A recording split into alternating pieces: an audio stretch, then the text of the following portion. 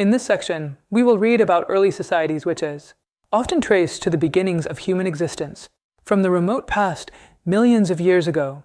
Your teachers will inform you how humans first emerged in Africa and how archaeologists have studied these early phases of history from remains of bones and stone tools. Archaeologists have made attempts to reconstruct the lives of early people to find out about the shelters in which they lived, the food they ate by gathering plant produce and hunting animals, and the ways in which they expressed themselves. Other important developments included the use of fire and of language.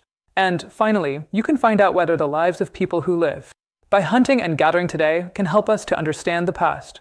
Theme 1, included in the section, deals with some of the earliest cities, those of Mesopotamia, present-day Iraq. These cities developed around temples and were centers of long distance trade, archaeological evidence, remains of old settlements, and an abundance of written material are used to reconstruct the lives of the different people who lived there, craftspeople, scribes, laborers, priests, kings, and queens. You will notice how pastoral people played an important role in some of these towns. A question to think about is whether the many activities that went on in cities would have been possible if writing had not developed. You may wonder as to how people who, for millions of years, have lived in forests, in caves, or temporary shelters and rock shelters began to eventually live in villages and cities. Well, the story is a long one, and it's related to several developments that took place at least 5,000 years before the establishment of the first cities. One of the most far-reaching changes was the gradual shift from nomadic life to settled agriculture, which began around 10,000 years ago. As you will be informed by your teacher, prior to the adoption of agriculture, people had gathered plant produce as a source of food. Slowly, they learnt more about different kinds of plants, where they grew, the seasons when they bore fruit, and so on. From this, they learned to grow plants.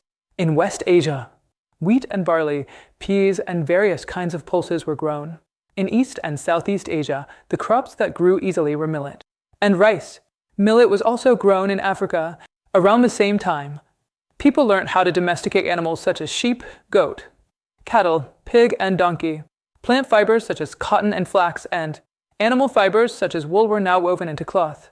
Somewhat later, about 5,000 years ago, domesticated animals such as cattle and donkeys were harnessed to plows and carts.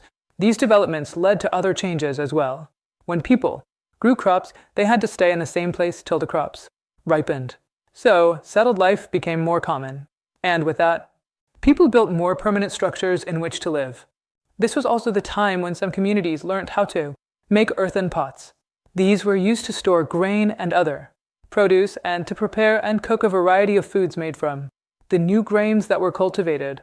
In fact, a great deal of attention was given to processing foods to make them tasty and digestible. The way stone tools were made also changed.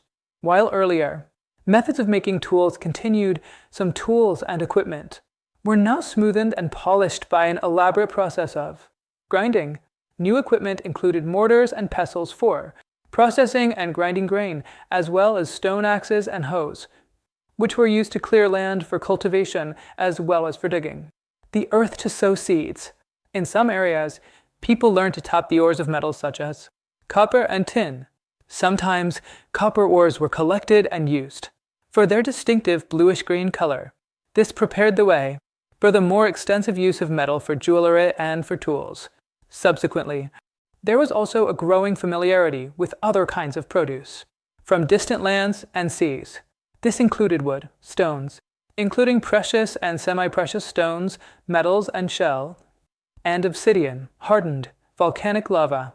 Clearly, people were going from place to place, carrying goods and ideas with them. With increasing trade, the growth of villages and towns, and the movements of people in place of the small communities of early people there now grew small states. While these changes took place slowly over several thousand years, the pace quickened with the growth of the first cities. Also, the changes had far-reaching consequences.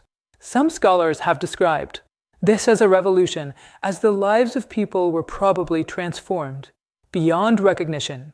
Look out for continuities and changes as you explore these two contrasting themes in early history. Remember, too, that we have selected only some examples of early societies for detailed study. There were other kinds of early societies, including farming communities and pastoral peoples.